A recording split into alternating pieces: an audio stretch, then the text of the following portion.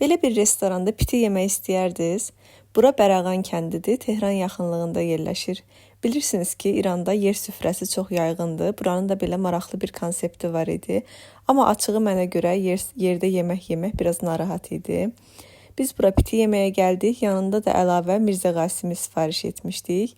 Yeməkləri biraz fotosesiya eləyəndən sonra süfrəmizi açmağa başladıq.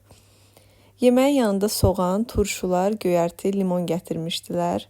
Azərbaycan pitisi ilə İran pitisi bir-birinə çox bənzəyir. Yemək forması da bənzəyir. Sadəcə dadında biraz fərqlilik var. İran pitisinə məsələn pomidor vururlar. Biraz turş məzəlik var idi dadında. Pitinin bulyonunu doğramac etdik. Qalan hissəsini isə gətirdikləri bu dəmir alətlə döydük.